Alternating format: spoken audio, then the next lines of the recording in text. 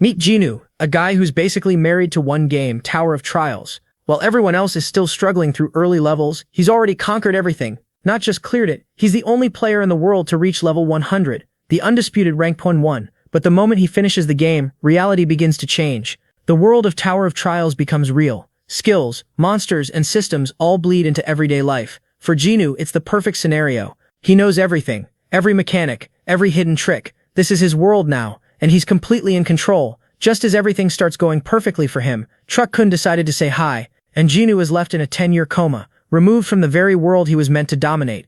When he finally wakes up, everything has changed. Even his parents now have summons, and the news is filled with people clearing dungeons like it's completely normal. Then a system notification appears, asking if he's ready to start the tutorial. Not long after waking from his 10-year coma, my guy resumes life at home, but with a very different twist. He absorbs everything he can about this new world that has merged with the video game. For example, duels and raids are now everywhere. Dungeons must be cleared, and the Tower of Trials has become a real physical structure. The entire concept of the digital game has fully materialized into reality. 3 years after this strange merging phenomenon, humanity has adapted and now coexists with the evolved world. A low-ranking scroll could at best give you a D rank, but most rewards ended up being F rank. Higher-level scrolls offered better chances, going up to S rank, but with this one, a D is the best Jinu can hope for, and I definitely don't mean his package. Jinu is just praying for something usable. He'd even settle for an E rank if it came down to it. Bro just wants something workable. With that hope, our boy tears open the summoning scroll, activating its effects. Judging by his reaction, Jinu is genuinely excited because he can't wait to see what a real summon looks like in person. Suddenly, blue lightning crashes down violently, scaring the life out of him. Jinu watches in complete shock, the torn scroll lying on the ground. The system calls out and to his surprise confirms that he has summoned an X-rank Wind Fairy. In other words, something far from average. Completely stunned, Jinu questions whether this is even supposed to happen. The Wind Fairy looks at him in surprise, then becomes amazed at her own summoning. She's thrilled, swooning over the fact that someone managed to summon her after such a long time. Jinu is confused because summons aren't supposed to talk back, but then it clicks, and he asks if she might be Ramba. The question confuses her, and she quickly denies it, saying she's just a Wind Fairy. But as she floats there, she slowly recalls that only one person ever called her that, Jinu God.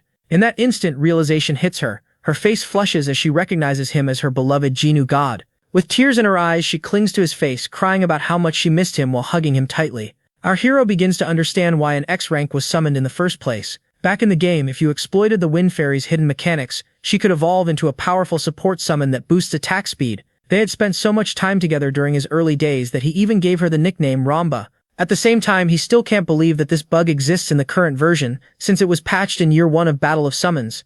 Jinu checks the official records, recalling how the exploit was supposedly fixed. He even remembers his frustration when she was deleted despite all his investment. Examining her data, he discovers that the Wind Fairy now has a strange quarantine status, something he doesn't fully understand.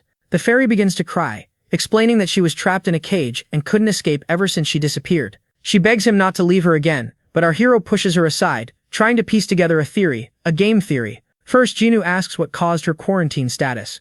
The question startles her, and although she tries to remember, a sudden headache stops her, as if something is preventing her from recalling the truth. She puts on a cutesy act, suggesting that some external force sealed her memories, but Jinu isn't buying it and tells her to just say what she can remember. Ramba admits she can't say much but confirms she was held in isolation and no normal player could summon her. What's more interesting is that Jinu senses there are other summons like her that were also quarantined. Ramba confirms this, though she never met them since they were kept separately. She estimates that at least 10 entities are part of this quarantine, which immediately gets Jinu thinking. His thoughts lead to a chilling conclusion. Back in the game, 10 of his summons were labeled as bugs and deleted under his care. If all of them were reclassified as X rank, then they might also be summonable. Ramba is simply happy that she managed to return to him through the scroll. Jinu theorizes that maybe these X rank summons only respond to his scrolls, which would mean he's the only person in the world capable of pulling X ranks so easily. He suspects this might be a hidden reward for clearing the 100th floor during his final run. To test his theory, he opens another scroll, wondering if every drop guarantees an X rank. The next summon appears, a gorilla. Unfortunately, his theory falls apart because this one is just a trash F rank, proving that X ranks are still based on RNG. Still, Jinu sticks to his original strategy. He just needs to farm summoning scrolls until he collects more X ranks. If he can reclaim all 10, he'll become even more overpowered than he was at his peak. Turning to Ramba, Jinu tells her to stop calling him Jinu God, because it sounds lame. More importantly, his name is already well known, and that kind of attention would only bring trouble. Right now he lacks information and isn't prepared to deal with that. The moment people see him pulling X ranks, they'll start targeting him like there's a bounty on his head. Suddenly, a rumbling shakes the ground. Both of his summons panic. As the system prepares to move him forward, his first task appears. A beginner dungeon, a simple trial meant to get him started. Jinwoo feels a bit uneasy. He may have cleared thousands of dungeons in the game like a no-life, but this is real life now. It's a completely different situation. Taking a deep breath, he admits he's scared, but reminds himself that he won't be fighting directly, and that this is just a tutorial. With that reassurance, he steps forward as the system instructs him to head toward the entrance. Once inside, Jinwoo is slightly taken aback. The environment is far more eerie than he expected, and the dungeon confirms his entry, signaling the start. Following the tutorial, the system explains that dungeon battles use team-based summons, with up to 5 per side. Since he currently has 2, Wind Fairy and Gorilla, the system prompts him to assign them to his slots. Jinwoo reflects that the safest strategy is always entering with 5 summons. Going in with just 2 is risky but not impossible. After all, he's fought uneven battles thousands of times before. Knowing the mechanics inside and out, Jinwoo selects yes and assigns his summons. With both monsters ready, it's time to face the enemy. A low growl immediately puts him on edge.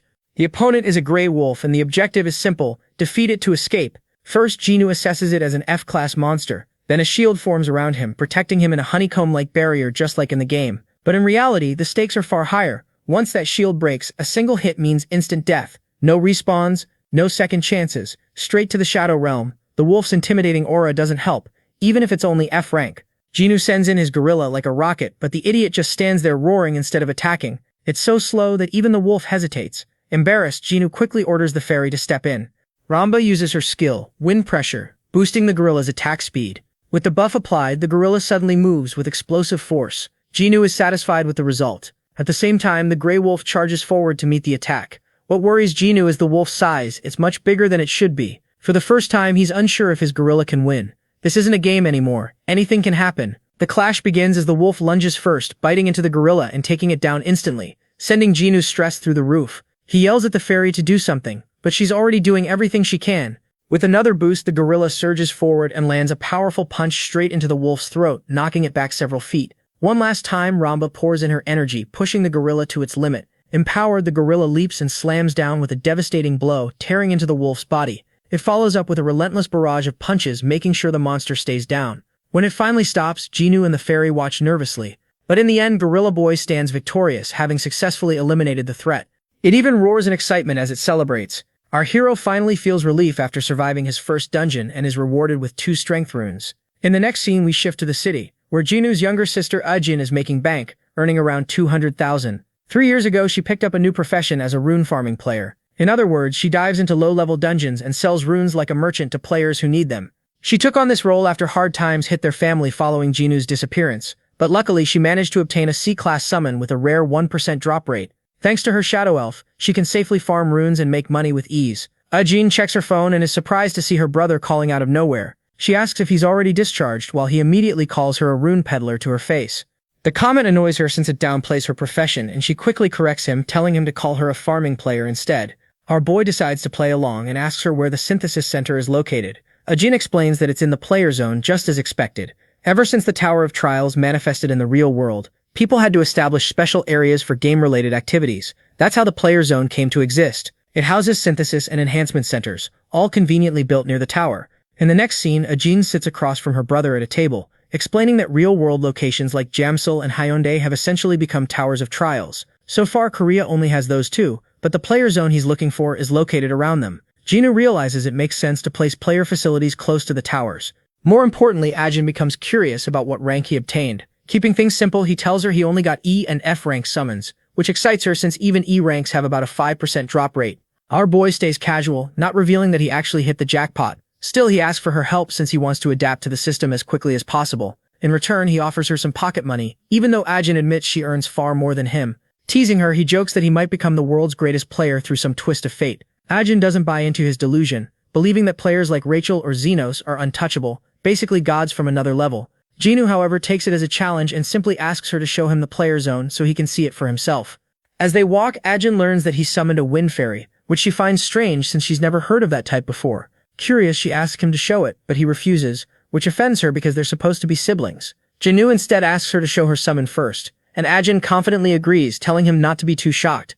Honestly, he's curious what kind of summon gives her this much confidence. The answer is a C-rank shadow elf, and his face instantly turns blank. It's not even anything special in his eyes, which annoys Ajin since she believes summons like this are considered elite among players. Deep down though, Jinwoo sees C ranks as nothing more than fodder, units he wouldn't even bring into a dungeon. He politely greets the elf and even asks if it can speak Korean or say hello, but both Ajin and the summon stare at him like he's lost it. Ajin is completely confused by her brother's strange behavior, but in reality he's testing whether all summons can talk. It turns out this one can't. Ajin even points out that summons aren't supposed to speak, giving him a reality check after dealing with Ramba. Now it's his turn to show his summon, but he straight up ghosts her and refuses. Ajin feels betrayed, like she just got scammed by tech support, while Jinwoo avoids showing anything because Ramba can talk and would draw attention. She calls him a scumbag and chases after him. Later, Jinwoo arrives at the player zone, which feels like a completely different world. The Jamsil area looks drastically different since the towers appeared, with corporations tearing everything down. It makes sense. No one wants an amusement park next to a tower filled with danger. At the same time, Jinwoo finds the idea thrilling. Jinwoo reminds her clueless brother that dungeons make the area dangerous, so it's not a place for fun. While that's true, Jinwoo can't help but feel excited seeing things in real life that he only experienced in the game. He quickly spots the exchange zone, where players trade items like scrolls and runes. It brings back memories of his time in the game, especially when he used to spend alongside his whale-rich friend. Jinwoo also points out the information desk, suggesting he use it whenever he needs help beyond the basics. Since he's a beginner, she recommends enrolling in an academy near player headquarters. Jinwoo reassures her that he'll be fine, believing he already has everything he needs. His focus is on growing stronger on his own within the zone. Ajin is still worried, but Jinwoo tells her to head home while he stays behind for a bit. She finds his behavior strange since his discharge, almost like he's a different person. Still, she convinces herself that he's just trying to work hard in his own way, and decides to keep an eye on him when needed. They say their goodbyes, and later Jinwoo finds a secluded area where no one will notice him. He immediately summons Ramba, who excitedly greets him at full volume. He quickly shuts her up, telling her to stay quiet. Confused, the fairy doesn't understand, but Jinwoo firmly instructs her never to speak out loud in the real world. He explains that their conversations would attract attention, so she's only allowed to talk inside dungeons. With that settled, Jinwoo shifts his focus to his next goal, earning money to fund dungeon raids. Checking his balance, he realizes he's completely broke, just like a typical gamer in real life. Reality hits hard when he sees he only has 12-1 to his name. The thought of going back to part-time jobs makes him miserable. While others might suggest asking his parents for help, he refuses. His mother already works 3 jobs just to support the family, and asking her for money would feel like disrespecting her efforts. Feeling useless, he accepts that he has to start from scratch. The reason Jinwoo became unbeatable in the game was because he never spent real money. He was completely free to play and still reach the top, which honestly sounds unreal. That mindset gives him hope that he can climb from zero again. Suddenly, his eyes widen when he sees a transfer of 500,000 points. Shocked, he checks the source and realizes it's from his mother, who sent him money knowing he would never ask for it himself. The gesture overwhelms him. This is the same woman who cared for him during his 3-year coma, enduring countless struggles. Truly the definition of a selfless parent. Jinwoo wipes his tears, grateful for her kindness, and swears to succeed no matter what to make his family proud. 3 lost years won't stop him. He's determined to use every second to rise again and gather the resources he needs for dungeon raids. That determination leads him to buy 3 more summoning scrolls. His first objective is to build a proper team. He pulls a slime mass and a horned butterfly, both F ranks, but his luck turns around with the 3rd summon, an E rank poison lizard. That's already a solid outcome, beating the odds twice in just 5 pulls. The poison lizard has decent abilities, though he absolutely hates using the slime mass and is forced to keep it for now. Honestly, it's got a face only a mother could love. With his team assembled, Jinwoo prepares to raid more dungeons and push their growth further. The system revolves around farming, hunting, and opening scrolls, and Jinwoo is more than ready to grind. If he can recover all of his X-rank summons, he'll have the power to crush every obstacle standing in his way. His main plan is to acquire and recollect the remaining X ranks. With the initial preparations finished, it's time for the real work. Jinwoo searches for a dungeon location. In the game, it was simple since he just had to tap a spot, but now he's curious about how the real system works. It surprises him to the point that he even startles himself and others. That's because he learns that having a summoned creature alone isn't enough to enter a dungeon. Gates appear all over the country regardless of location, and difficulty is measured through energy emissions for ranking. But no matter how easy a dungeon is, people can't just enter freely unless they are officially registered. Our boy sulks because he has the worst luck imaginable. The fact that he awakened after this law was implemented hits him even harder. His little fairy is currently his only comfort since she supports him. Feeling slightly better, Jinwoo pats her head before suddenly receiving a call from his sister. Ajin asks when he's coming home for dinner, but he tells her he'll eat on his own. He then asks about the player registration process, which she conveniently forgot to mention. Jinwoo already knows she didn't bring it up, but in reality, the regulation is recent. Too many people were dying inside dungeons, forcing the government to introduce strict policies. The situation became so chaotic that agents now hover around every gate to verify entries and prevent new incidents. Jinwoo realizes how slow and tedious the process is, but it also makes him wonder if it's intentionally designed to control players. If everyone became a player chasing wealth, the entire social system could collapse. On top of that, there's also a ranking system that lists players locally and globally. Korea is so low-ranked that it doesn't even appear on the international board.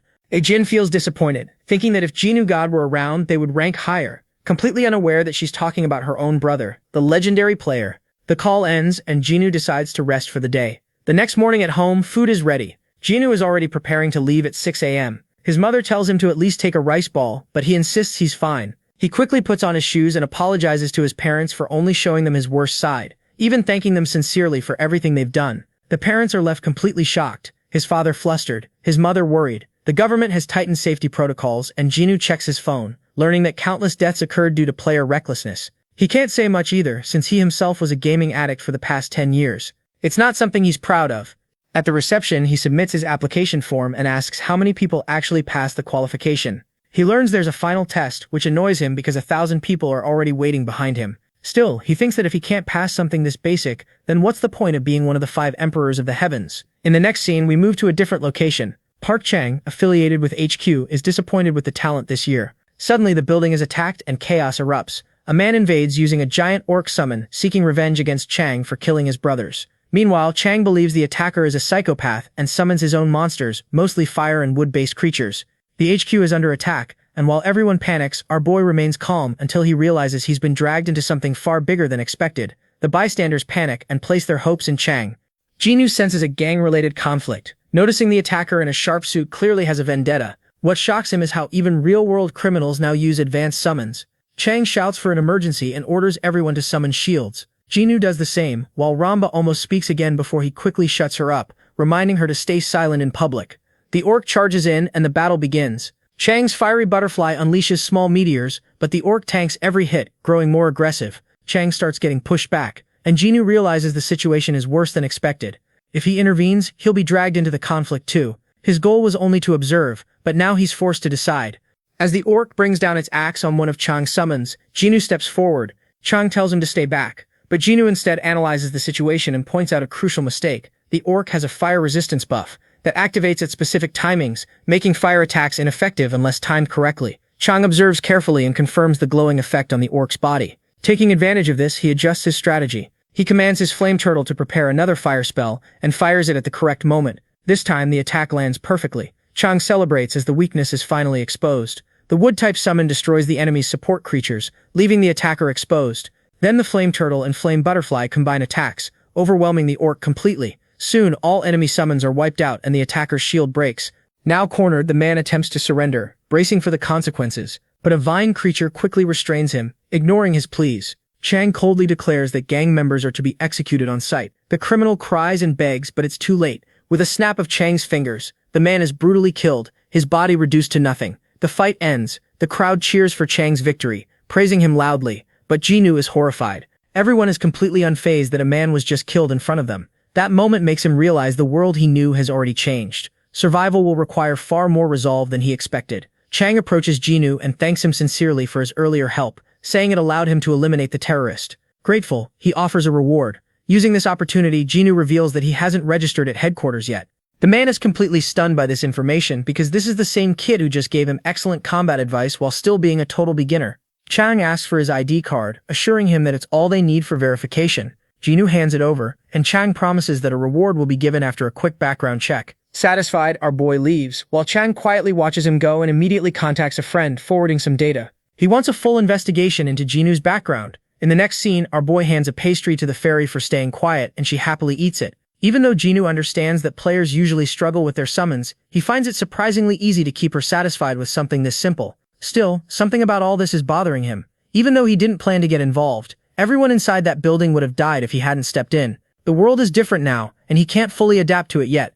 Jinwoo knows he has to keep climbing by hunting stronger targets. Summoning scrolls are essential for him, especially if he wants to recover the remaining X-rank beasts. His priority list includes the drill instructor and the explosion dragon mage. Luckily, both can still be obtained from low-rank scrolls. With that in mind, Jinwoo decides it's time to make his next move. Later, Chang's report comes in, and it completely shocks him. The new kid was hospitalized for 3 years, which explains why he was unregistered. That also lines up with the timeline when the world changed. However, what he can't understand is how quickly the kid decided to pursue registration right after being discharged. Looking over the file again, Chang has to question if what he's seeing is real. Trying to stay composed, he personally calls the examiner and replaces them, deciding to oversee the test himself. Something about Jinu's adaptability is too unusual to ignore. To Chang, this feels like watching a miracle in motion.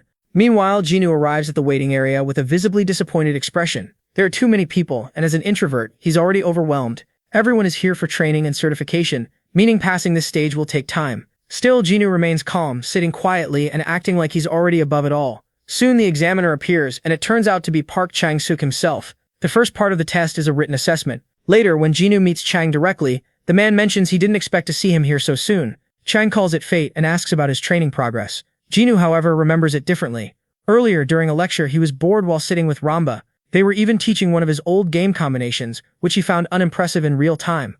Chang then brings up the reward application and says he has one more question before proceeding. The question surprises Jinu. It's whether he's a gamer. Jinu is stunned. Apparently, gamers is now an official term used for people who played Battle of Summons in the past. Around 70% of rankers fall into that category. Chang assumes this because Jinu was casually talking about buffs like an experienced player. Jinu confirms it, which immediately changes Chang's expression. He asks about his experience, but Jinu doesn't want to admit the full 10 years, so he simply says 1 year. That alone shocks Chang. Most rankers couldn't even last half a year, so hearing 1 year makes him visibly impressed. Meanwhile, Jinu is confused by his reaction. Chang then presents the rewards. Jinu is given 2 choices. One is instant player registration along with a possible HQ position, and the other is a cash reward of 5 million won. Chang clearly expects him to choose registration since it's objectively better, but Jinu instantly chooses the money instead. That decision shocks everyone. Turning down both registration and a job offer makes no sense to Chang, but Jinu doesn't care. He believes he can register on his own and has no intention of joining HQ. His priority is summons. Later in the player zone, a staff member recognizes him and explains the practical exam rules. He must clear a dungeon, specifically the Tuesday dungeon, and faster completion means a higher grade. Chang observes from afar, still stunned by the rejection. Even more surprising is Jinu's exam sheet. He wrote so much about runes and summons that the examiners were genuinely impressed. Some even believe he will become a ranker soon. With explanations finished, Jinu is allowed to enter the gate. Inside, a shield forms around him as the dungeon begins. The environment is filled with toxic slime monsters, and the objective is simple: defeat them and escape quickly. Jinu activates Ramba's buff ability, boosting his summons, especially the gorilla's attack speed. The dungeon is structured like a maze, and most players get lost trying to reach the boss. However, Jinu recognizes the optimal route immediately. The slimes are slow, so the best strategy is to rush straight to the boss. Following his instincts, he and his summons take the shortcut. But then red warning screens appear. The boss has spawned earlier than expected. A massive slime towers over him. Without hesitation, Jinu sends Gorilla forward. The gorilla leaps and slams down with crushing force, powered by Ramba's buff. The impact obliterates the slime in a single hit. What follows is a barrage of punches, reducing the monster into nothing but paste. Even F-rank enemies suddenly look dangerous under this power. Jinu becomes more excited as he realizes how strong his summons can become. Within moments, the boss is defeated, and the dungeon is cleared in 5 minutes. For Jinu, this still feels slow compared to his old game records, where he cleared dungeons in under a minute. Shockingly, this performance breaks the Korean record, unlocking an achievement. Jinu is stunned, but he receives 3 advanced summoning scrolls and 2 abrasives as a reward. What confuses him most is that this best record is still only 5 minutes.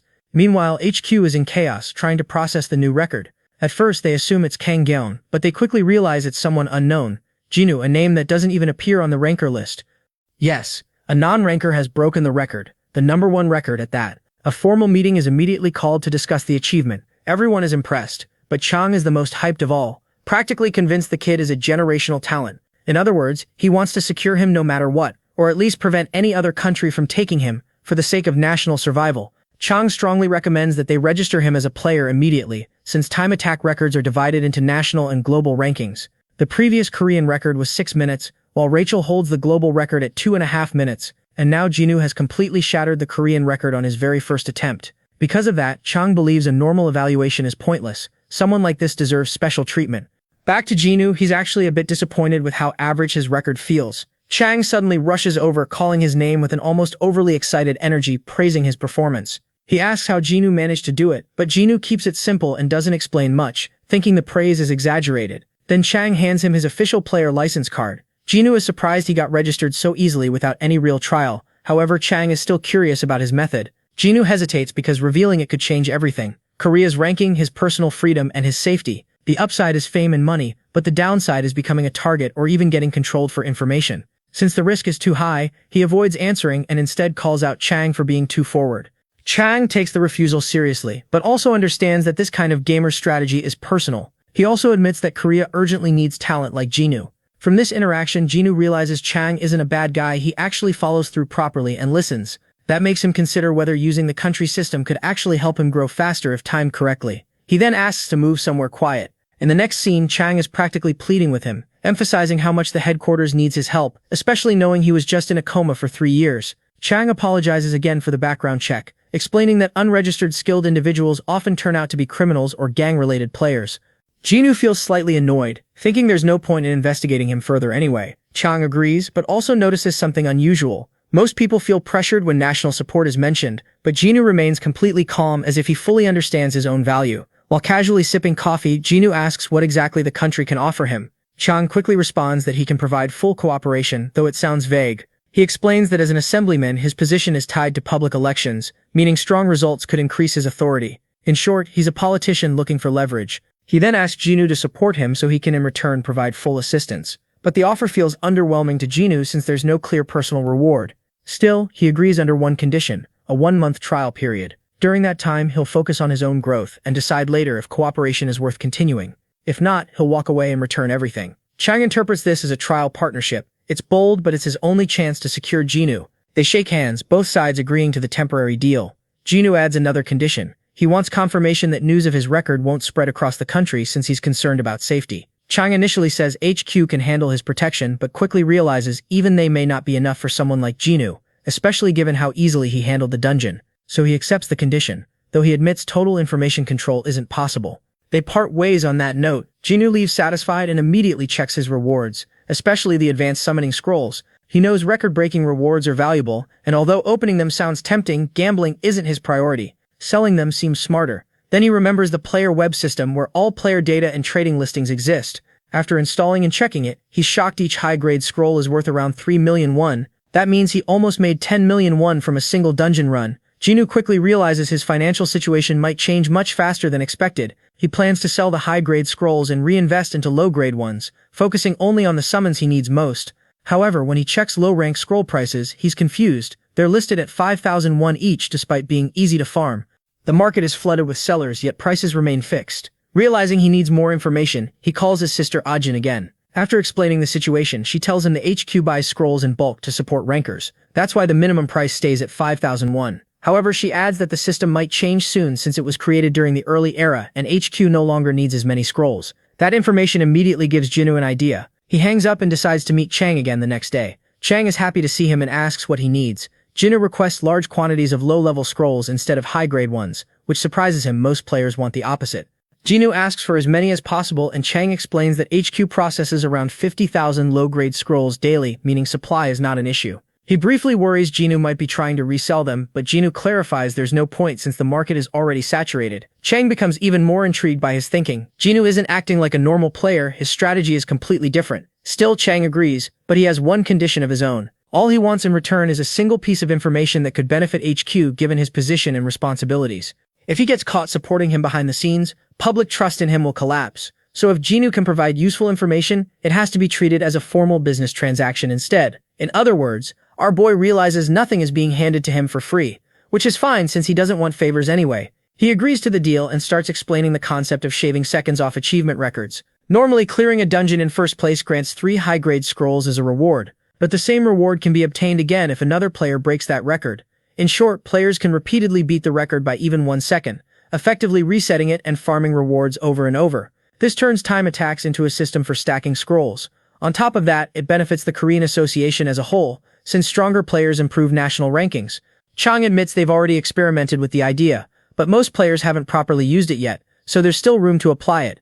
Next, Jinwoo brings up another strategy, this time for the Tuesday dungeon he cleared. Chang listens closely, practically waiting like an excited puppy, thinking he's about to hear some top-tier secret technique. Jinwoo explains that with this method, most players could clear the dungeon in under 3 minutes. But before sharing more, he ensures the information is worth the price. He increases his demand, adding 50 more high-grade scrolls on top of the low-grade ones. In total, he's effectively asking for around 100 million won worth of scrolls. It's an insane price, but Jinwoo considers it fair since the strategy can be applied across both low and high-tier dungeons, potentially generating billions in return. Chang agrees, stating that if the information proves valuable, he'll transfer 150 million won directly and also supply 10,000 low-rank scrolls daily. The next evening, Chang gathers his staff for a test. Everyone is expecting something significant. He begins by mentioning the recent Tuesday dungeon record, then casually claims he obtained a method to bypass it through overseas connections. He even frames Jinwoo as a test subject who unknowingly contributed to the discovery, warning them not to spread any details. The purpose of the meeting is simple. They will begin time attack testing using this new method. The key summon involved is the Poison Lizard. The Poison Lizard is roughly human-sized, classified as a brawler-type summon, tough and durable. However, it's unpopular due to how difficult it is to raise compared to other summons. Most players overlook it, except for one crucial trait. Its diet consists mainly of slimes. That single detail makes it perfect for the Tuesday dungeon. With it, fast clears become possible. In the next scene, players proudly report 4-minute completion times, confirming the method works. The once ignored Poison Lizard is suddenly celebrated as an essential summon. A few days later, news of the record spreads across the country. Chang fully realizes Jinwoo is far beyond an ordinary gamer. He decides to form a dedicated support team around him, selecting 3 skilled members with different specialties. Meanwhile, Jinwoo stares at his bank account, completely stunned by how rich he suddenly feels. He wonders why he never earned money like this before. But what excites him most is the 10,000 summoning scrolls he now has access to. Since Chang kept his promise, Jinwoo prepares to hold up his end of the deal. He sets up Ramba for another attempt. Water is poured onto the ground, and the Wind Fairy begins praying to every god she can think of, begging for an X-rank summon. Then the scrolls are opened, one after another. Thousands of summons are revealed, but most are junk. After opening 3,600 scrolls, Jinwoo is left exhausted with nothing valuable obtained. The fairy tells him it's unrealistic to expect an X rank so easily. She explains that summoning her was pure luck, basically god-tier RNG. In reality, even 100,000 low-rank scrolls might not guarantee an X-rank summon. Confused, Jinwoo asks if she understands the system properly. She explains that summons are tied to roughly 10% of the global population, meaning hundreds of millions of possible entities exist. X-rank summons, however, are isolated and unique. This shocks Jinwoo, though he's more focused on the fact that pulling one X-rank out of hundreds of millions is basically lottery-tier difficulty. Ramba adds that he is likely the only person in the world capable of summoning X-ranks, but Jinwoo just sulks, realizing how impossible the odds really are. She also mentions that some summon groups have already been fully removed from circulation, making them unsummonable forever. Still, the odds remain brutal. Jinwoo briefly considers switching strategies to mid-tier scrolls, but that brings new problems: cost, efficiency, and scarcity. In the end, he realizes he has no choice but to work within the current system. He opens another scroll with Ramba assisting him. 2 weeks pass. After opening around 140,000 scrolls, he still hasn't obtained a single X rank. During this time, he even moves closer to the player zone for convenience, refusing to rely too heavily on his parents. At the synthesis center, Jinwoo notes how much the building has changed along with the rest of the world. What used to be a famous hotel buffet is now a system facility. He holds ticket number 125 while Ramba nervously tells him not to mess up. Inside, he registers Ramba into the synthesis system and begins upgrading her by sacrificing multiple summons as materials. Her level increases to 21 along with improved intelligence. Ramba celebrates her growth excitedly, but Jinwoo remains unimpressed. This result came after 140,000 scrolls, and the maximum level is 100. At this rate, he feels like he'll die before ever reaching the peak. More days pass, and Chang checks on progress reports. His team is fully established, and his focus shifts entirely toward Jinwoo. He learns that Jinwoo continues opening scrolls non-stop every single day. Even today, he purchased more using the 150 million won, still trying to get them at lower prices whenever possible. Unfortunately, the management bureau is already growing suspicious and raising concerns about the supply of these scrolls. Chang still can't understand why Jinwoo would invest so heavily in something like this, but he's certain the kid knows something they don't. Because of that, he agrees to the ridiculous proposal of selling each scroll at half price. The suggestion shocks his subordinate, who immediately warns that it will cause major problems. But the assemblyman remains calm, believing the talent they're dealing with is destined to become a national hero. In his mind, supporting Jinwoo now means he will later be credited as the one who invested in him early. That's why he considers this decision worth it. He also tells Byungjin to keep everything confidential, limiting knowledge of the deal to himself, Jiao, and Tai Seo. Meanwhile, we return to Jinwoo, who is once again suffering through thousands of scroll openings. He's visibly drained, and even the Wind Fairy is starting to question how long this is going to continue. To ease the situation, a new figure arrives, Yu Jia, a stunning member of his new support team. She informs him she's here regarding the proposal. Jinwoo asks about the discount arrangement, and she carefully explains that they will be providing him a 50% discount on scroll purchases. The news leaves him completely stunned. On top of that, she mentions an additional 100 million won budget allocation as part of his operational support. For Jinwoo, it feels like everything is suddenly leveling up to another dimension of luxury. Gia reminds him not to leak any of this information, though she assumes he wouldn't anyway. She also mentions it's meant to strengthen their working relationship, something Jinwoo has no complaints about. After she leaves, Jinwoo finally feels what real support from the assemblyman looks like. It pushes him to think even more seriously about pulling an X-rank summon as soon as possible to repay that trust. Back to grinding, he continues opening thousands more scrolls. Still nothing but F-rank trash. No progress at all. At this point, he's gone too far to stop. He starts praying desperately for the explosive dragon mage. And then finally, it happens. After what feels like endless suffering, the gacha gods respond. Both Jinwoo and Ramba are left speechless as the explosive dragon mage is successfully summoned. Jinwoo is overwhelmed with emotion, even tearing up, feeling like all his frustration has finally paid off. For a moment, it feels like he's reached the end of his struggle, but he doesn't stop. There's a phenomenon known as a momentum luck, where rare summons tend to appear back to back. Trusting this, he opens another scroll, and unbelievably, it works again. The drill instructor appears. Jinwoo is completely overwhelmed, crying tears of joy. After weeks of failure, he has finally obtained the exact summons he wanted. The drill instructor is an X-grade summon specialized in training and growth acceleration. While not a combat powerhouse himself, he dramatically boosts the strength development of other summons. He immediately recognizes Jinwoo and bows, acknowledging their bond. Ramba and the drill instructor also share a strange familiarity, as if they've all been connected before. Then the explosive dragon mage appears as well, confirming her identity. Jinwoo hears her voice for the first time, and she turns out to have terrifying offensive potential, especially when paired with proper training support. With the drill instructor's guidance, her damage scaling becomes absurd. Both summons acknowledge Jinwoo as their master and show genuine respect. He calmly orders them to stay silent in public. That night back at home, Jinwoo is completely drained. His summons are now interacting with each other freely, while the drill instructor immediately begins assessing their weaknesses. He declares that all of them are too weak and need intense training. He first instructs the explosive dragon mage to refine her mana control in preparation for unlocking higher abilities. Then he turns to Ramba, who instantly panics under his intense gaze. His training plan for her is brutal, starting with basic strength development. He gives her an absurd first task: lift and swing a frying pan 5,000 times. The fairy looks helplessly toward Jinwoo for support, but he's mentally gone at this point. Meanwhile, back at HQ, Geo reports a new issue. The director has officially stopped supplying scrolls and is demanding a full investigation into their usage. Chang is confused, wondering why the director suddenly cares about something like this. Geo suspects interference from Hisu, another assemblyman and Chang's political rival. If scroll supply stops, Jinwoo's growth will also be affected. Chang is frustrated but receives an unexpected call. Jinwoo himself, saying he no longer needs additional scrolls. Still, Chang remains wary of Hisu's interference and plans to deal with it later. Later, at Guanokon Mountain, Jinwoo prepares for his next dungeon. He wears a simple tracksuit and studies the area.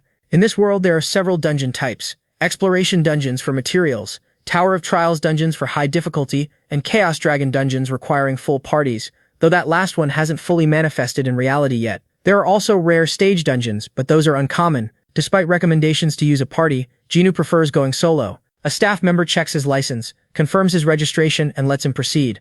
Inside, Jinwoo is immediately met with chaos. A full-scale battle is underway. Humans versus monsters. This is a subjugation-type dungeon already in progress. Soldiers are barely holding the line as waves of orcs push forward. For a moment, it feels familiar to him, just like a game. But now that everything is real, he can feel every bit of the intense pressure in the air. What stands before him is no longer a simulation, but a full-scale war where soldiers desperately shout for healers to keep them alive. The boy decides to stay calm and quickly summons his units to deal with the orcs. He tells Ramba to boost the drill instructor's attack speed and orders the explosive dragon mage to provide cover, using her fire spells. At the same time, he commands the D-ranked Mini Kong to charge straight toward the orc boss, completely ignoring the chaos in between. His focus is entirely on the boss because of the simple structure of the orc subjugation dungeon. As long as the giant orc at the back is taken down, victory is guaranteed and the battle will end. Meanwhile, with Ramba's buff in effect, the drill instructor goes completely wild, cutting down orcs one after another as if they were mere insects. Watching this, Jinwoo begins to wonder if this overwhelming strength comes from being an X-rank. A small smile forms on his face as it becomes clear the battle might end before he even gets the chance to properly warm up. Even the soldiers who were struggling just moments ago are left stunned, seeing powerful allies appear out of nowhere and completely shift the tide of the fight. Mini Kong leaps straight into the orcs while the Golden Fairy continues healing without pause. Ramba, on the other hand, seems to be enjoying herself, provoking the monsters and making them throw their weapons at her. Seeing this, the boy immediately scolds her for messing around. Meanwhile, the explosive dragon mage unleashes her signature fire spell, burning every orc that comes into contact with her flames. Before long, through their teamwork, the boss finally falls, and a notification appears, confirming that the dungeon has been successfully cleared. All the summons celebrate their small victory as the system rewards them with experience points, allowing them to level up. On top of that, Jinyu hits the jackpot by receiving an intermediate summoning scroll, along with 500,000 won. These rewards push him to start looking for new dungeons right away, since he not only leveled up his summons but also earned easy cash in the process. He begins planning to make it big overnight, and finally stop being a broke loser. Meanwhile, back at headquarters, Assemblyman Chang is being scolded by Jia for making such a reckless bet. Apparently, he let his anger get the better of him and is now facing the consequences. During his earlier meeting with Hisu and the director, things escalated into an argument that nearly turned into a full-blown fight. The director tried to step in and stop the clash between Assemblyman Hisu and Chang. Hisu insisted he was only giving advice, but Chang clearly had no interest in hearing something that sounded more like an insult than help. Hisu then mocks him, calling him a loser since none of his talents have ever made it to the national team. That comment pushes Park Chang over the edge, and the argument quickly intensifies. Unfortunately for him, his rival actually has the skills to back up his words. Even so, Park refuses to let Hisu look down on him like that. Sensing that Park is about to lose control, Hisu proposes a bet to see whose talent can reach a higher rank, and Park immediately agrees without thinking it through. Hisu then raises the stakes, adding that the loser must publicly admit the other is better and resign from their position. To make sure neither of them backs out, he adds a penalty of 1 billion won. Instead of reconsidering, Park quickly agrees and even suggests drafting a proper contract for the bet. As the story shifts back, Jia questions him, asking if he made such a reckless decision just because of Jinyu. She admits the boy is a genius, but reminds him that, at the end of the day, he is still just a gamer who might fall short compared to registered rankers. The man, however, remains unfazed, stating that he fully believes in Jinyu and is confident the boy will bring massive returns if supported properly. Just then, an assistant rushes into the room and loudly announces that he has identified the person responsible for solo clearing D-rank dungeons. It turns out to be none other than Jinyu. Hearing this, the assemblyman is left speechless, his mouth hanging open. While Jia struggles to believe it, she argues that it has only been a month since the boy registered, and she cannot understand how he is already clearing dungeons in under 5 minutes. The assemblyman immediately takes advantage of the situation, switching his tone as he starts bragging about his instincts, claiming he always knew the boy was special. The excitement on his face is obvious as he begins looking forward to winning the ridiculous bet he made. Back at home, the boy lies on his bed, staring at his phone screen. He cannot help but giggle while checking his bank balance. The poor guy has never seen this much money in one place before. After farming D-rank dungeons non-stop, he managed to stack up a solid 16 million. The intermediate scrolls turned out to be his biggest source of income, earning him some seriously huge profits. He drops to his knees and basks in the reward of all that hard work, convincing himself he might actually be the chosen one. That is a bit conceited considering his summons did most of the work. Still, he decides to divide the money into different accounts for separate purposes. First, he sets aside funds for monthly expenses. Then he creates another account to share part of his earnings with his family and make them proud. Lastly, and most importantly, he sets aside 10 million, the same amount that got his name into the headlines, placing it into a savings account, strictly for personal use. The rest of his balance is reserved for himself. While you can never have enough wealth, Jinyu understands the importance of investing in his growth as a player. All of his summons are already above level 30. The next step in strengthening them is through powerful runes. It will not be easy, but grinding dungeons daily remains the most efficient method. Still, he wonders if buying a main summon from the black market might speed up his farming. Suddenly, his jaw drops when he sees how expensive C-rank summons are. A weak-looking Thunderbat still costs an eye-watering 20 million. That is not even the worst part. B-rank summons start in the hundreds of millions, and as for A or S rank, none are available at all. He sighs, realizing that B-rank summons are incredibly rare. Even so, it does not discourage him much. He always knew the day would come when he would need outside assistance. Back at the assemblyman's office, the man's calm and composed demeanor completely shatters when he hears some thrilling news. Another request has arrived from the star player, Jinyu. The moment he hears the name, he practically starts fangirling like a kid on sugar. He eagerly asks what the request is about, seriously frightening the poor staff member delivering the message. The assistant simply shows him the list, which contains every summon Jinyu wants to purchase. The total climbs past 1 billion won as if it were pocket change. The assemblyman's eyes nearly pop out of their sockets at the audacity. He lets out a dry laugh, wondering if the boy truly believes such an amount can be arranged overnight. However, his sarcasm fades when his subordinate adds one crucial detail. Jinyu has promised to reveal secret information about timed attacks in daily dungeons. That immediately grabs his full attention. He confirms whether the player truly means information for every single day of the week. It sounds far too generous, almost suspicious. Still, he chooses to trust Jinyu, and decides to bring the proposal to the director. A few hours later, he returns to the office, slamming his fist on the desk and looking like he might flip it at any moment. His team can already tell the meeting did not go well. The director rejected the proposal outright, even though it could have pushed their company to the top of the industry. Watching him fume, Jibber quietly thinks she wishes every manager had that much passion. When his subordinate asks what happened, the assemblyman explains that the director wants solid proof of Jinwoo clearing dungeons first. Their demand feels ridiculous since the player needs money to buy summons that will help him clear those dungeons. Jibber agrees that missing this opportunity would be a huge mistake. Seizing the moment, she calmly suggests that selling priceless dungeon intel for only $1 billion might actually be undervaluing it.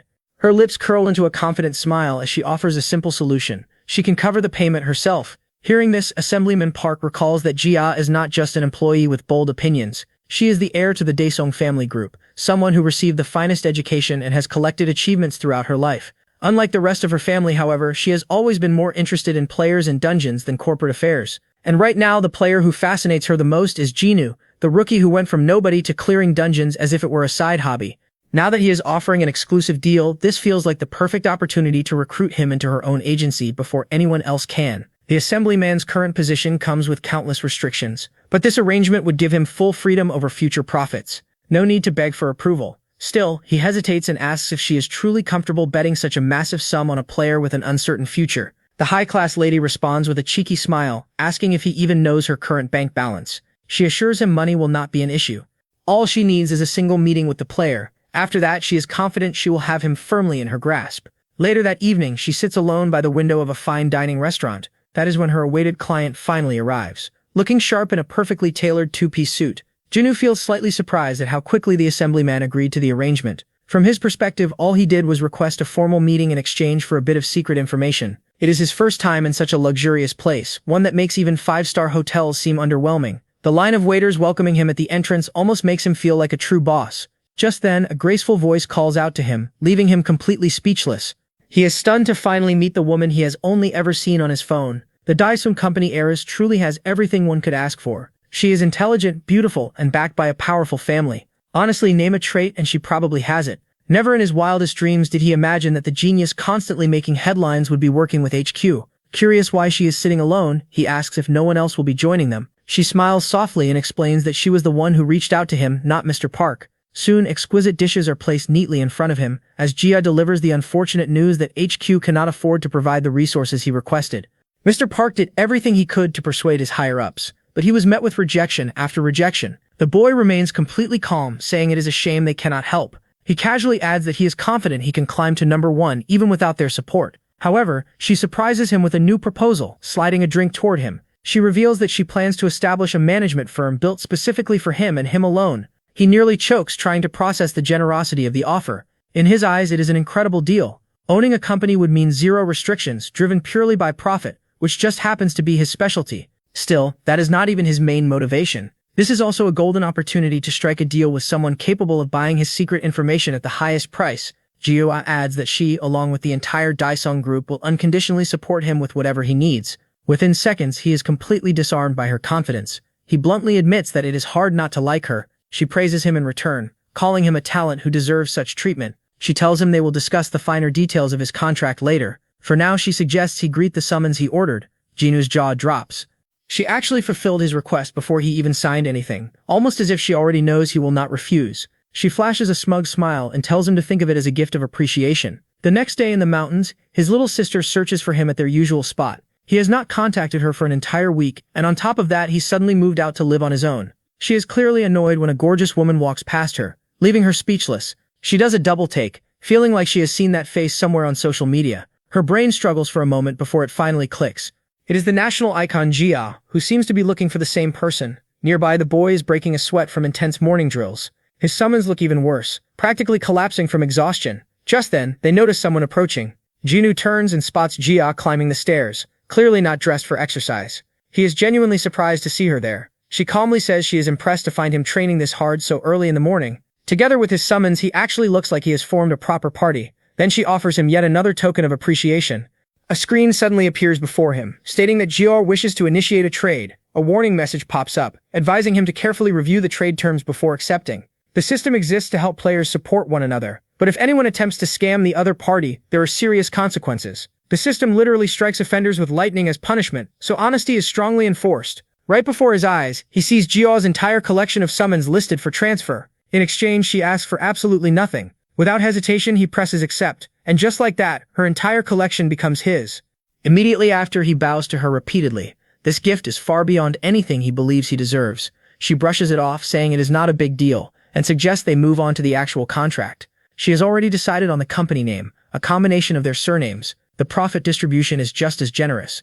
Jinwoo will receive 70%, she will take 25%, and the remaining 5% will go to Mr. Park. The poor man deserves a comfortable retirement someday. Of course it is not charity. Park will continue supporting them from his position inside HQ.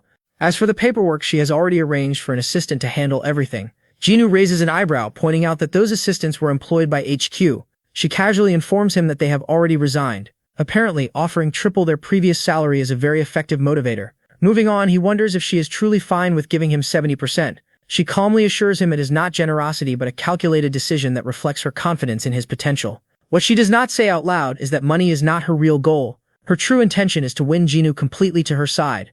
Without hesitation, the boy presses his thumbprint onto the contract, sealing the deal as the two of them shake hands. Just then, one of his summons notices movement in the forest. In the blink of an eye, it disappears into the bushes. Moments later, violent screams echo through the trees. Shortly after, it returns, dragging two familiar figures like pieces of meat from a butcher shop.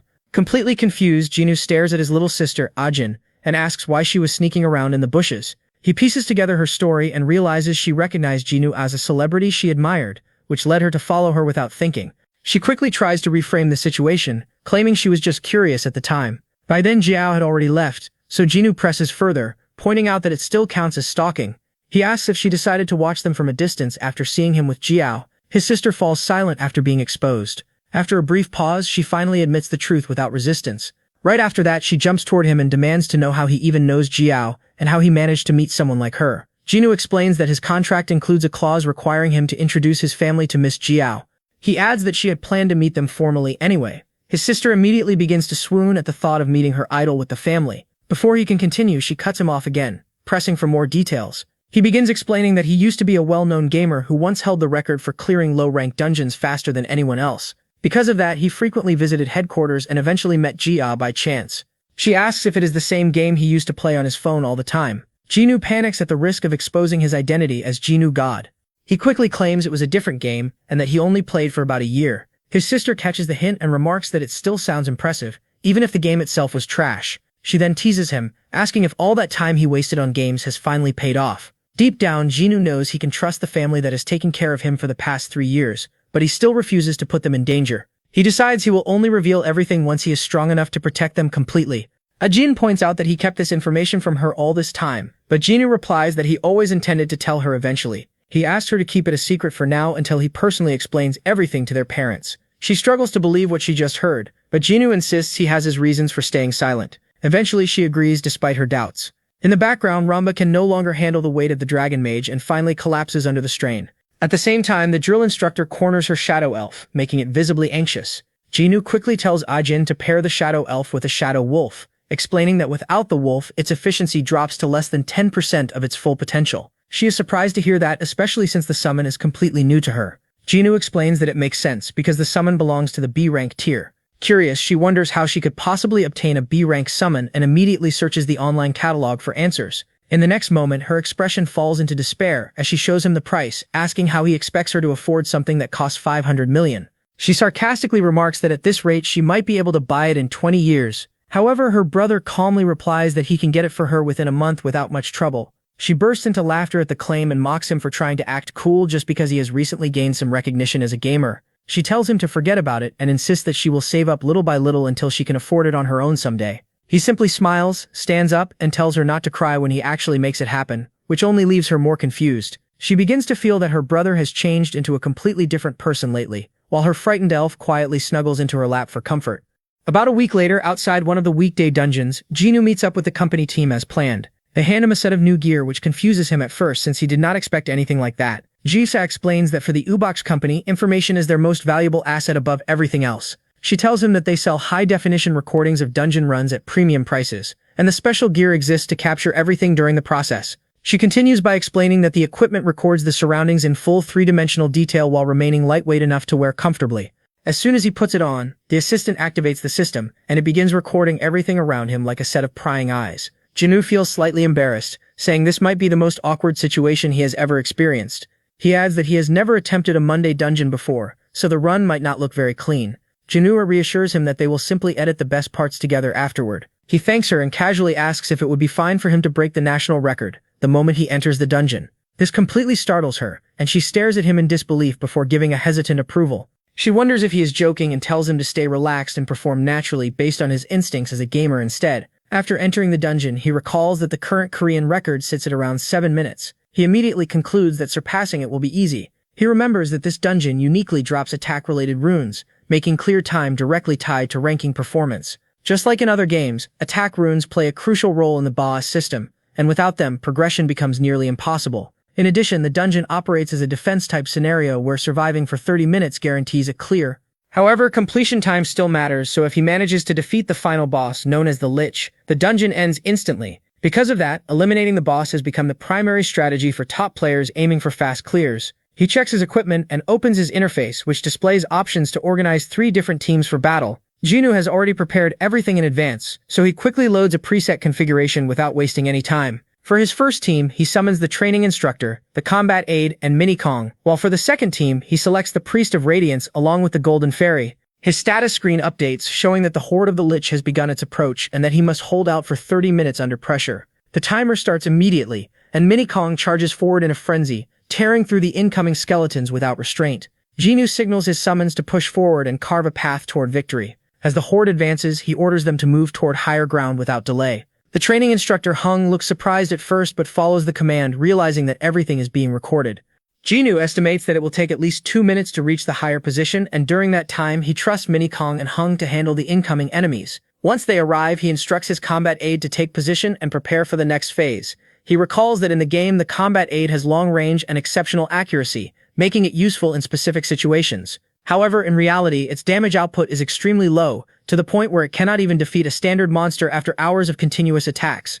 Even so, in this low-rank Monday dungeon, the aide becomes the perfect summon because the Lich has relatively low health overall. He tells the aide to hold fire for now, and then orders Radiance to cast a blessing over the battlefield. He explains that this blessing removes the Lich's dark shield, which normally grants immunity against long-range attacks. Once the shield disappears, he commands the combat aide to begin firing immediately. While Mini Kong and Hung maintain control of the advancing horde, Radiance and Murmury provide support from above. The aide fires its shot, and as expected, the damage appears underwhelming compared to the other summons. However, the key detail is that the Lich's health steadily decreases with each precise hit. After several successful shots, the Lich begins to weaken, and Jinwoo notes that with normal runes, this process would have taken far too long. That is why most players avoid bringing the combat aide into this dungeon. At that moment, a skeleton slips past Kong and rushes toward Jinwoo, but Hung intercepts it instantly and eliminates it without hesitation. Jinwoo then points out that he holds a major advantage because he can combine runes with Hung's abilities to unlock the combat aide's full potential. With that enhancement, even a top-tier Lich can fall from a single decisive strike. The next shot fires, and the Lich suddenly falters as its condition worsens rapidly before collapsing backward. The system screen updates, confirming that the boss has been defeated, and the dungeon has been cleared in 4 minutes and 12 seconds.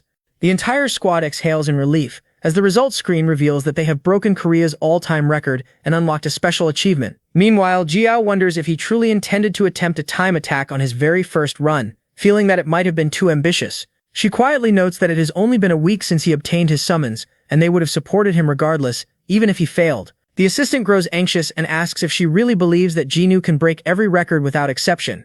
He continues, saying that while breaking the Tuesday record is impressive, they never discussed how he plans to clear the remaining dungeons ahead. He points out that Jinwoo is not the first player in Korea with a year of experience, and questions whether he has been completely honest from the start. Jinwoo cuts him off and asks if he is worried about the situation, which immediately softens his expression. She looks back at him and tells him not to stress about the investment, since she used her personal funds anyway. She adds that even in the worst-case scenario, she will ensure their careers remain secure without any damage. On top of that, she reassures them that their salaries will remain unchanged, which causes both of them to tear up in relief. Jael reflects quietly, reminding herself that she has more than enough resources to handle any outcome that may come from this decision. At the same time, she cannot shake the feeling that Jael is hiding something far greater beneath the surface. The confidence he displayed before entering the dungeon made it clear that the challenge meant almost nothing to him from the very beginning. Just then, news arrives confirming that the record has officially been broken, sending shockwaves through everyone involved. The information quickly reaches HQ, where they realize that the low-rank Monday dungeon record has been shattered by an unbelievable margin of 3 minutes. They immediately look up the player responsible and discover that it is none other than Jinwoo, leaving them completely stunned. Back at the dungeon entrance, Jia's hands tremble as she begins to grasp the full weight of what just happened. In her mind, the business will perform decently at worst, but if everything goes right, it could grow into something far beyond expectations. Meanwhile, inside the dungeon, our boy looks at the magnificent scene before him, reflecting briefly. As he stares at the portal, he remembers that there is something else he needs to do first. He switches off the recording device and summons the system panel, telling himself that it is finally time for some intense grinding. In the game, after clearing a weekday dungeon, players unlock a feature known as Auto Battle. As the name suggests, as long as your summons handle the grinding, you can continue collecting rewards effortlessly. Returning to the present, he sends the drill instructor back into his inventory and summons Ramba instead, placing her in charge of the grinding session. This surprises her, but Jinu explains that he is not using Hung because he wants him to train the others. He teasingly asks if she would prefer to train as well, which makes her freeze instantly. The poor fairy is thrown into a flashback of her brutal training under the ruthless instructor, who pushed her beyond her limits. Remembering that traumatic experience, she nearly breaks into tears and begs him to let her focus on grinding instead. With that settled, he forms a plan to clear all the weekday dungeons first, and then maximize profits using the auto battle system. This approach has an added benefit, as the summons will continue leveling up while grinding, making the process extremely efficient. With everything decided, he takes his leave while the Wind Fairy happily waves him off, relieved that she has escaped further torture. As soon as he steps through the portal, he is greeted by an unexpected sight. His team members have rolled out a red carpet, treating him like a celebrity. Trying not to overthink it, he hands over the equipment and asks Jia if that will be all. She assures him that they will do everything possible to keep his identity from leaking. To her surprise, Jinu says that he no longer cares about that. Instead, he looks her directly in the eye and asks her to prioritize protecting his family. He points out that Korea's gangs are both powerful and dangerous, but if their focus remains solely on him, they can provide better protection. Jinu pauses for a few seconds before agreeing, promising to use all her resources to ensure their safety. Sometime later, our hero returns to his first dungeon and uses his spotted lizard summon to set yet another record, this time finishing in nearly 3 minutes. Although he makes the run look presentable on screen, his actual skill level is already good enough to compete on the world stage. By using speed runes on the lizard along with buffs from the Wind Falcon, breaking the record becomes effortless. After finishing, Jinyu turns off the recording and returns to the real world. The following day, he enters the Wednesday dungeon, which takes place in a frozen wasteland. This dungeon is known for its unique mechanic, a movement debuff that slows players down to a crawl, making progress extremely difficult. Shivering from the cold, he summons his Frost Cat, Wind Falcon, Titanium Golem, Horn Fairy, and the explosive Dragon Mage. Together, their cold resistance abilities make the environment manageable. As Jinu surveys the battlefield, he spots massive white gorillas charging toward them. He immediately orders the Titanium Golem to move forward and activate its shield while the Wind Falcon provides a speed boost. The entire team rides atop the golem like a moving fortress, pushing forward at full speed despite the harsh terrain. As they advance, Jinu struggles to keep himself from getting sick, having underestimated how rough the ride would be. The snow gorillas launch powerful snowball attacks, but the golem absorbs everything without difficulty. Not only that, it suddenly leaps upward as if gravity does not apply, scaling the side of the mountain with ease. Jinu then signals the Dragon Mage to prepare, drawing her attention to what lies ahead. As soon as they reach the ledge, a system warning appears, indicating that the dungeon boss is nearby. The gorilla boss Promax unleashes a deafening roar, but Jinu remains unfazed and immediately issues commands to the Horn Fairy. She flies ahead and uses her ability to destroy the boss's protective shield. Without wasting a second, he signals the Dragon Mage, who unleashes a devastating flame attack that engulfs the boss entirely. Within moments, the dungeon is cleared in under 5 minutes. Jinu celebrates briefly after setting another record, only to suddenly double over and vomit due to motion sickness from the intense ride. From that point on, headlines begin to flood the media, reporting on a mysterious no-ranker who is breaking national records across Korea. People soon realize that this is the same player who cleared the Tuesday dungeon, causing his popularity to skyrocket. Gossip spreads rapidly as he becomes the center of attention. Back at HQ, the director grows increasingly irritated as he reviews the headlines. His secretary informs him that this is the same player Assemblyman Park had mentioned earlier, the one tied to the rejected deal. The agreement was that Jinu would provide valuable information in exchange for low-rank summons, but Assemblyman Hisu opposed it, insisting that funds should not be released without proof. The director closes his eyes, realizing that the information had been legitimate all along. Taking a deep breath, he admits that while Hisu had a valid concern, results are what truly matter in politics. If they had supported Jinu from the start, their influence would have skyrocketed by now. Frustrated, he shifts the blame onto Hisu, claiming he squandered a once-in-a-lifetime opportunity. Without hesitation, the director orders his secretary to contact Jinu directly. Now that it is clear he is not a fraud, they must bring him back at any cost. Meanwhile, the system mechanics become clearer. Monday and Wednesday dungeons reward runes, while Tuesday dungeons provide abrasives. Thursday dungeons, on the other hand, grant skill books. Although they do not offer overpowered abilities or skills beyond what the drill instructor can unlock, they still provide valuable enhancements for players. Because of this, Jinwoo does not bother with Sunday dungeons, as they offer the same rewards but with significantly higher difficulty. That is why the group chooses to rest on Sundays instead. In Thursday dungeons, players are immediately thrown into a boss fight upon entry. In this case, the Dirt Golem boss has incredibly high defense. Most players rely on White Wolves to reduce its defenses, but Jinwoo takes a different approach. Instead of relying on strategy alone, he overwhelms it with brute force and raw damage. Before starting, he switches off the recording device, knowing that this kind of run would not appeal to viewers. After all, most players do not have access to X-grade summons capable of replicating his strategy. To them, it would feel less like guidance and more like watching someone play with unfair advantages. Our boy makes up his mind to guide others by telling them to lower the boss's defenses using White Wolves before unleashing extreme damage dealers. Climbing onto his titanium golem, he recalls that the Dirt Golem's weak point is its head, which is why he uses his own golem to even the odds. As his summons prepare for battle, he commands them to focus all attacks on the head, a strategy that would make even Thor proud.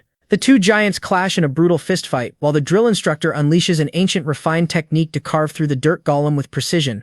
At the same time, the Dragon Mage rises high into the sky and summons her devastating Fire Dragon spell once again, reducing the Dirt Golem to nothing more than a lifeless shell. Moments later, the system announces that the dungeon has been cleared in just over 5 minutes. Watching the drill instructor, Jinwoo realizes just how broken his abilities truly are, and that there was probably a reason they were restricted before. Even so, he has no intention of abusing that power, knowing that with a properly trained Dragon Mage, he could already clear even the highest grade dungeons almost instantly. He starts doing the math in his head, estimating that including entry time, a full clear might take around 10 seconds. Waving at the drill instructor, he calls out that there is still time to squeeze in one more dungeon. Later, as he returns to the real world, two men in business suits approach him and ask if he is Jinwoo. They hand him a business card and introduce themselves as representatives from headquarters. He accepts the card half-heartedly and asks what they want from him this time. The black-haired man forces a polite smile and explains that they reviewed the proposal he submitted earlier, saying that the deal might actually be possible. However, before he can continue, Jinwoo raises his hand and cuts him off. With a calm smile, he tells them not to bother anymore. Both men are caught off guard by the sudden rejection. Jinwoo simply smiles, thinking back to how trusting and generous GA has been compared to the strict and greedy nature of headquarters. He explains that he is already affiliated with a company, and if they wish to discuss anything further, they should contact GA through his agency. With that, he walks away, leaving the two men completely confused. The brown-haired man guesses that it might be the same GA from the Daesung group, while the other decides it is best to return and investigate further. Deep down, however, he cannot shake the feeling that they have just missed out on a massive opportunity. Meanwhile, our hero stands atop a large rooftop, scanning the surroundings and deciding that the location will do. Shifting into preparation mode, he recalls that the Friday dungeon is completely different from the others. Instead of relying on summons to fight, it requires the summoner to physically traverse the area and clear it. That is why he has chosen to begin training ahead of time. Jinwoo summons a Sky Wyvern, a massive blue dragon-like creature, and peers over the edge, feeling a wave of fear despite having a protective shield in place. He calls out to his wyvern, asking if it is ready, then climbs on as they take off into the sky. At first, he keeps his eyes tightly shut out of fear, but he slowly opens them and realizes that the experience is far more enjoyable than he expected. Gaining confidence, he urges the wyvern to fly faster. Sometime later, he arrives at an unmarked island off the coast and summons the Dragon Mage along with the drill instructor. The instructor immediately praises his speed, but Jinwoo brushes it off as nothing special. The Dragon Mage then mentions how difficult it was when they first learned to ride wyverns, reminding him that they once trained with both wyverns and dolphins. When she praises him again, Jinwoo blushes slightly and thanks her, which leaves the drill instructor looking oddly dejected. Turning his gaze toward the ocean, Jinwoo declares that it is time to practice riding dolphins as well. He hypes them up, saying that learning from experienced riders like them will be the fastest way to improve. A few days later, the Friday dungeon finally opens. This dungeon is unique because it can reward top-tier runes. At the start, Jinwoo summons his Wind Falcon and orders it to grant him a speed boost. Taking his position, he waits for the countdown. The moment it begins, he bursts forward, skillfully dodging the incoming projectiles. Moving at incredible speed, he dashes past obstacles and decides to take a hidden route. Instead of crossing the water normally, he leaps into the ocean and summons his Sky Dolphin. Grabbing onto its fin, he takes a deep breath and dives beneath the surface, avoiding all the obstacles above. After reaching the other side, the dolphin launches into the air, and Jinwoo immediately summons his wyvern. Appearing right beneath him, it allows him to land smoothly on its back before soaring into the sky. From there, he flies over the remaining obstacles with ease, bypassing the entire course in a way that makes the designed path seem irrelevant. The rest of the run becomes effortless as he glides straight toward the finish line. Moments later, the system announces that the dungeon has been cleared. Jinwoo celebrates as he realizes he has completed it in just over 2 minutes, completely shattering the South Korean record. As a result, he receives a special reward for his performance. Flashing a confident peace sign, he rides off into the sky with his wyvern, marking yet another overwhelming victory. After clearing the Friday dungeon, it was noted that the Saturday dungeon had also appeared as black smoke rose from the dense forest. Jinnu controlled his summoned beast, directing it to retreat from the blazing flames behind them, while the large bird flew away from the forest.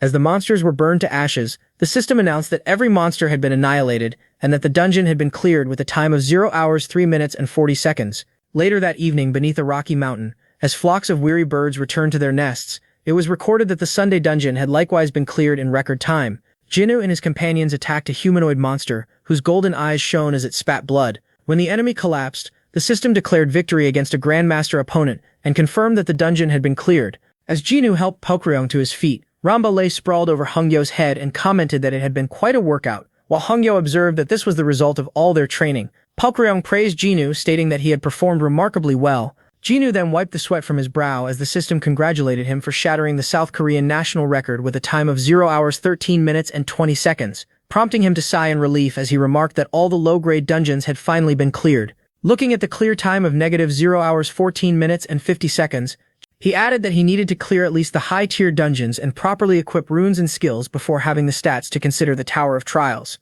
Recalling the image of himself standing before the towering structure, he reflected further on this goal. In the present, as Ramba gestured animatedly with Hongyo and Pokryong, Jinnu wondered whether 2 years would be enough. While the three continued their noisy banter, he calculated inwardly, glanced at his inventory, and considered the high-grade summoning scrolls he possessed, questioning what he should do with all the clear rewards.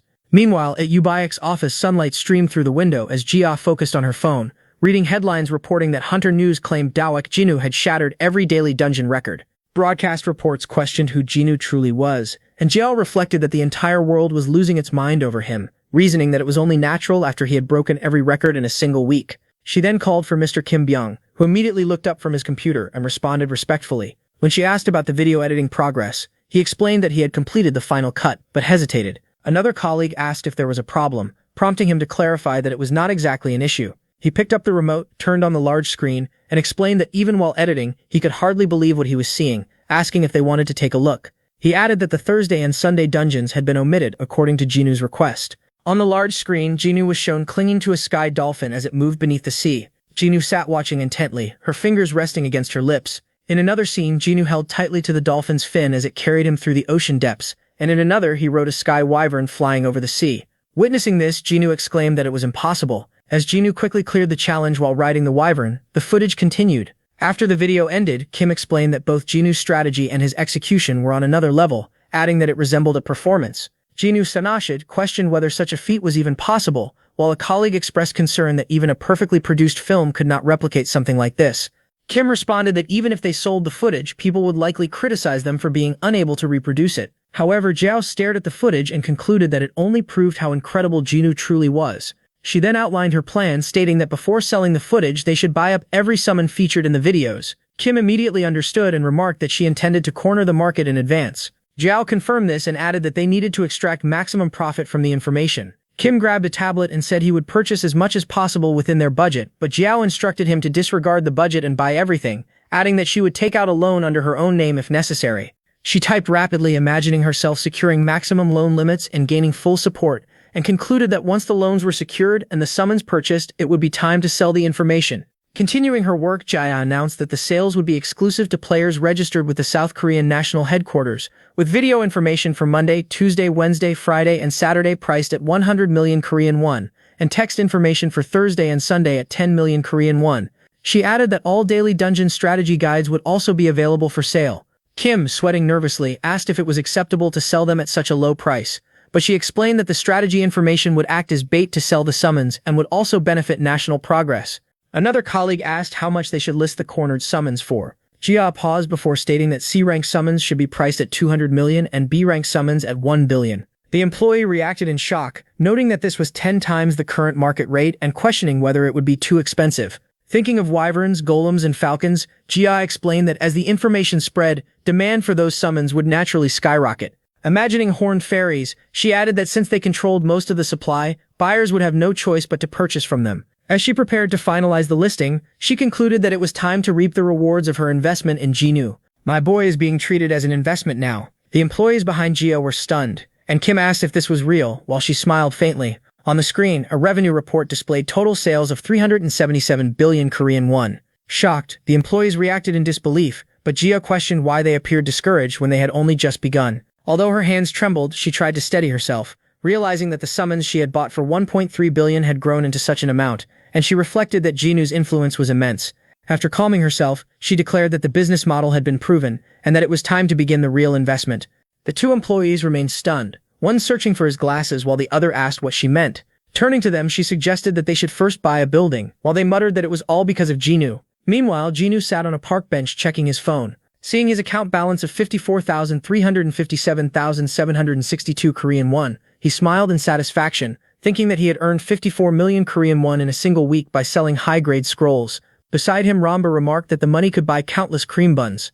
Jinu, moved, commented that dungeon rewards were rewarding, prompting Ramba to ask whether he had pulled an X rank. Hearing this, Jinu asked if she had already forgotten. He recalled their past struggles, including digging through garbage and tearing countless scrolls with no results. Returning to the present, he lowered his head and stated that nothing had appeared even after tens of thousands of attempts. While Ramba sighed, he concluded that it was time to focus on training his existing summons rather than searching for new ones. Noticing something, he thought that he should sell the excess items he had gathered while running the loop and considered asking Jia for help. Holding his phone, he stared at Ajin's number and remembered that she had mentioned selling runes. He reasoned that since he would continue accumulating items, it would be better to entrust them to her, and he composed a message asking if she was available to meet, followed by another suggesting the vacant lot. Watching her previously give money to his mother, he thought that he could share the profits with her, recalling that she had helped cover his hospital bills.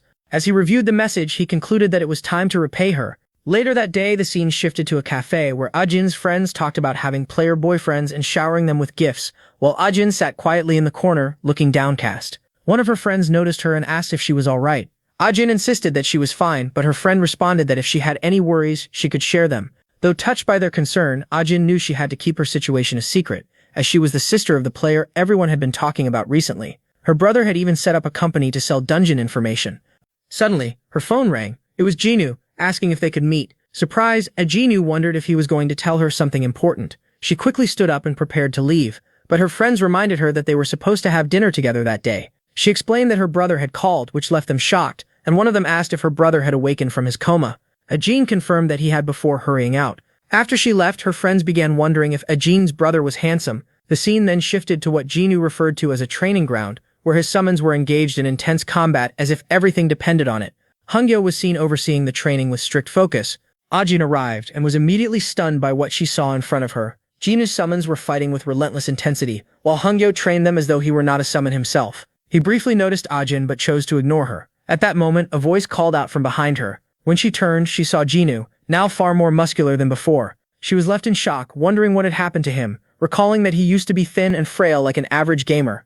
As she stood there processing the change, Jinu asked if she was all right. Regaining her composure, Ajin asked what his summons were doing and mentioned that their prices had skyrocketed. She thought about how rare those summons were, and recalled rumors that they had appeared in the videos sold by Yuba Cake. A realization struck her, and she asked if Jinu had been the one who set the record using those summons, which he did not deny. She then questioned how he had managed it. Jinu brought up Jia, and Ajin confirmed that she knew her. He explained that Jia had given him those rare summons, which left Ajin confused. She questioned how Jia could have given him something so valuable, considering how expensive those summons were, and Jinu responded that they had been gifts. This only deepened her confusion about their relationship. Snapping back to the present, Ajin asked why he had called her to meet. Jinu then asked if she was still selling runes before placing a large number of them in front of her. Shocked, Ajin asked how he had obtained so many runes. Jinu explained that he had acquired them by clearing dungeons. As she examined them, Ajin quickly realized that they were valuable and could be sold for a high price. Jinu noticed her familiarity with them and remarked that she seemed very knowledgeable.